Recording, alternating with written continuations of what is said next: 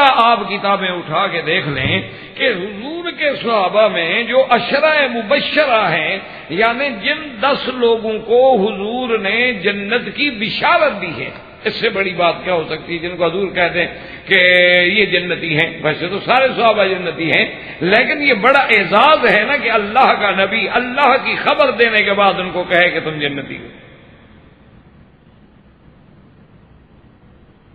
آپ حیران ہوں گے، آپ غور کریں اور کتابیں اٹھا کے دیکھیں کہ ان عشرہ مبشرہ میں جن 10 کو میرے محبوب نے جنت کی بشارت دی ہے، ان میں سے 5 جو ہیں وہ ابو بکر کے ہاتھ پہ اسلام لائے۔ یعنی اندازہ فرمائیں کتنا بڑا اعزاز ہے ابو بکر کا کہ عشرہ مبشرہ میں 5 جو ہیں، حضرت عثمان، حضرت طلحہ، حضرت زبیر، حضرت سعد اور حضرت عبد الرحمن بن عوف، یہ 5 عشرہ مبشرہ میں جو ہیں، یہ نہیں کہ آپ کے ہاتھ پہ اسلام لائے، یعنی جیسے حضور کے ہاتھ پہ پہلے صدیق اسلام لایا اور ابو بکر فی الجنہ کا خطاب پایا، تو اللہ نے صدیق کو بھی وہ مرتبہ دیا کہ جو صدیق کے ہاتھ پہ اسلام لایا وہ بھی جنت کی مرتبے میں آ گیا، بشارت میں آ گیا۔ اتنا بڑا مقام جو ہے اور کسی صحابی کو نہیں ملا کہ اس کے ہاتھ پہ اسلام لانے والے 5 مبشرین بالجنہ ہوں۔ اور 5 پتہ ہے کون؟ حضرت عثمان صاحب الحیا، حضرت طلحہ، حضرت زبیر اور حضرت سعد اور حضرت عبد الرحمن بن عوف رضوان اللہ تعالی علیہم اجمعین۔ تو یہ مقام بھی سیدنا ابو بکر کو ملا۔ اور اسی طرح دیکھیں نا، اللہ نے فضیلت تو ہر چیز کو دی ہے نا۔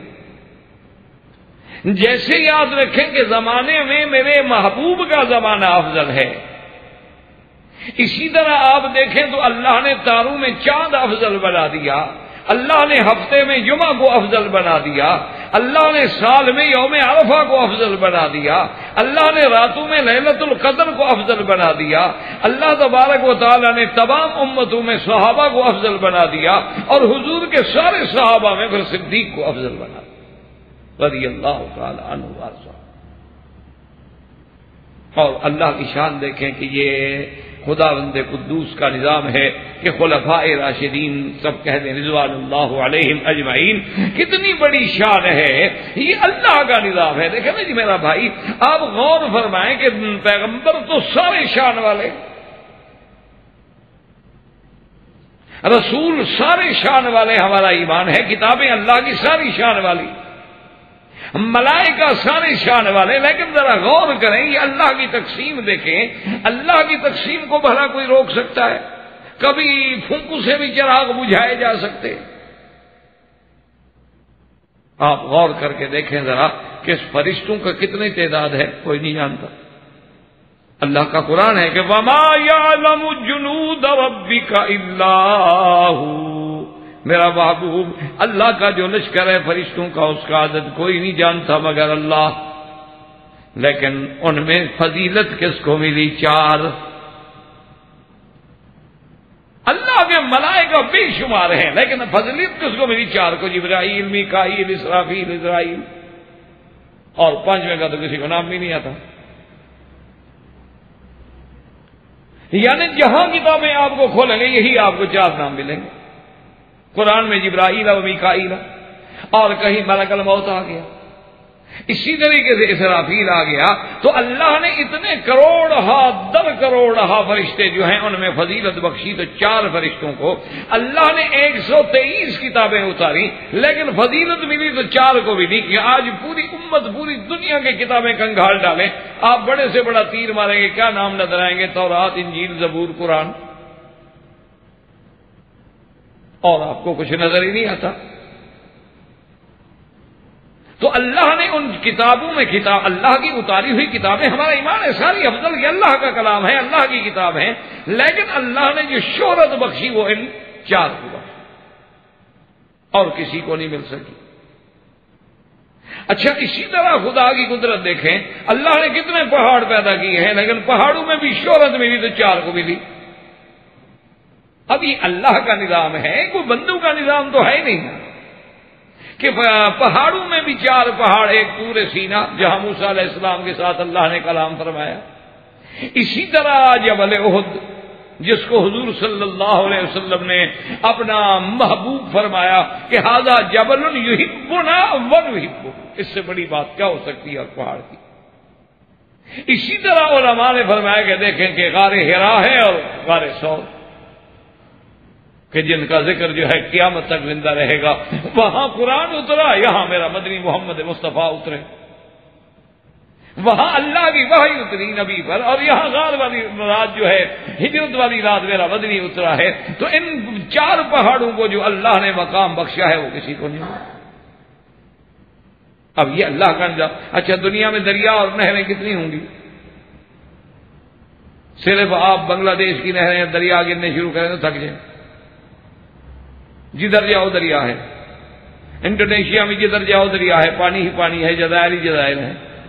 اسی طرح اور بھی دنیا کے ملک ہیں جہاں دریا ہے، ماشاء اللہ پانی۔ ہم نے تو جو دیکھا ہے اس کی بات کرتے ہیں نا کہ جو ہمیں ہمارے سامنے آئے ہیں۔ تو اب لیکن جو شہرت ملی 4 نہروں کو، سیحان، جیحان، دجلہ، فرات، 5ویں نہر کا مجھے نام بتائیں آپ۔ ساری کتابیں ڈھونڈ ڈالیں، ان 4 کو اللہ نے عزت دی ہے، سیحان، جیحان، دجلہ و فرات۔ اب جناب ذرا غور کریں کہ اللہ کے نبی کے صحابہ تو سارے شان والے، لیکن ان صحابہ میں سے پھر اللہ نے جو عزت بخشی وہ 4 کو بھی دی ہے، ابو بکر، عمر، عثمان۔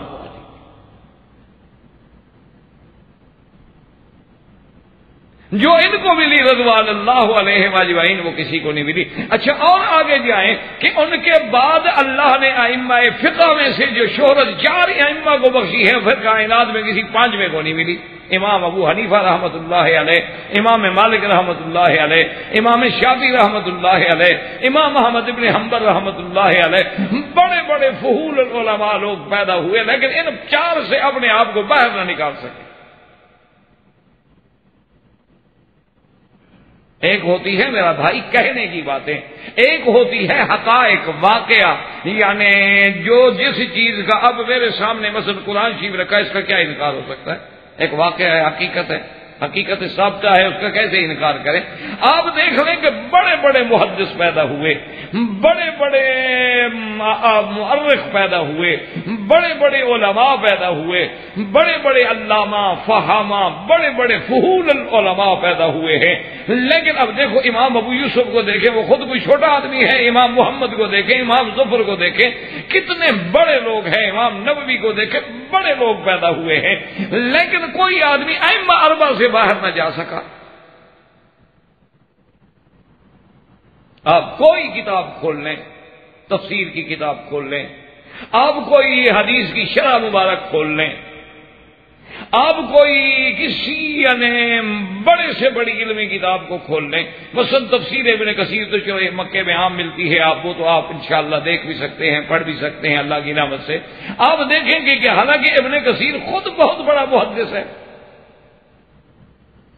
ابن کثیر رحمت اللہ علیہ کوئی چھوٹا آدمی نہیں ہے، خود بہت بڑا مفسر قرآن ہے، اور جس کی تفسیر کو اللہ نے یہ رنگ دیا ہے کہ پورے عالم میں پڑھی جاتی ہے۔ حنفیوں کا مدرسہ ہو تو ابن کثیر پڑھی جاتی ہے، مالکیوں کا مدرسہ ہو ابن کثیر پڑھی جاتی ہے، حنبلیوں کا مدرسہ ہو ابن کثیر پڑھی جاتی ہے۔ یہ قبول اللہ کی طرف سے ہوتا ہے کہ اللہ جس کی کتاب میں، جس کی کلام میں قبول فرما لے تو پھر مچھیوں کے دل میں بھی محبت ڈال دیتے ہیں، بندے تو بندے رہ گئے نا۔ آپ دیکھیں اتنا بڑا آدمی، اچھا مفسر قرآن ہے، محدث ہے، پھر سب سے اپنے دور کے عظیم مورخ ہے، تاریخ میں بھی ابن کثیر کا ایک مقام ہے، لیکن جب کوئی مسئلہ لکھے گا تو کہے گا کہ ہاں امام شافعی رحمت اللہ علیہ یہ فرماتے ہیں، اور اس مسئلے میں امام ابو حنیفہ رحمت اللہ علیہ یہ فرماتے ہیں۔ آپ اندازہ کریں کہ پھر اللہ نے ان کو کیسا مقام بخشا۔ تو یہ اللہ کے فیصلے ہیں، ورنہ یہ تو نہیں ہے نا کہ بعد میں علماء پیدا نہیں ہوئے ہوں گے، بڑے بڑے علماء پیدا ہوئے، بڑے بڑے لوگ پیدا ہوئے، لیکن ان سب نے یا تو وہاں فقہ حنفی تھی تو انہوں نے کہا جی یہ امام ابو حنیفہ رحمۃ اللہ علیہ کا فقہ کے مسئلے کے اندر یہ تحقیق ہے. یا فقہ شافعی تھی یا مالکیہ تھے یا حنابلہ تھے رحمت اللہ علیہم اجمعین، اللہ ان سب پہ کروڑوں رحمتیں فرمائے. لیکن جیسے یعنی محمد مدنی کے یاروں میں اللہ نے 4 کو شہرت بخشی ہے، پھر اسی طرح اللہ نے ائمہ فقہا میں بھی 4 کو شہرت بخشی ہے، 5ویں کو وہ مقام نہیں مل سکا. آپ حضور کے صحابہ کی 4 کی تعریف کریں تو کسی کی توہین ہوگی؟ ہاں، ایمان تو ہمارا سب پر ہے. لیکن جو عزت و عظمت خلفائے راشدین کو ملی ہے، ابو بکر عمر عثمان و علی کو ملی ہے، یعنی آج آپ دیہاتوں میں چلے جائیں نا جی، چھوٹی چھوٹی دیہاتوں میں تو لکھا ہوگا اللہ محمد ابو بکر عمر عثمان علی. یہ اللہ کی شان ہے، اللہ نے دلوں میں ڈالا ہے.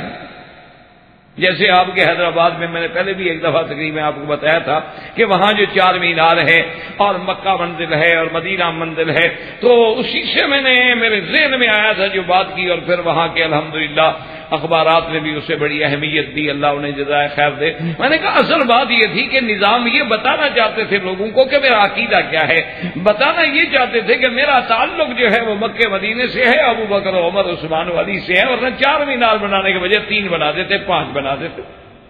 4 کیوں بنائے؟ کوئی بات تو ہوگی آخر. اسی طرح آپ دیکھیں کہ آج بھی مسجدوں میں یا 1 مینار ہوگا جو توحید کی علامت ہے، یا 4 ہوں گے جو ابو بکر عمر عثمان علی کے ماننے کی علامت ہے، تاکہ لوگوں کو پتہ چلے کہ یہ مسجد اہل سنت والجماعت کی ہے. یہ اللہ کی حکمتیں ہیں، اس کو کون بدل سکتا ہے؟ آپ مجھے بتائیں. آج نعوذ باللہ ہم کسی کی توہین، کسی کی شان میں کمی کر کے شان نہیں گھٹا سکتے. ہاں یہ ضرور ہوتا ہے کہ ہماری اپنی عاقبت خراب ہو جائے.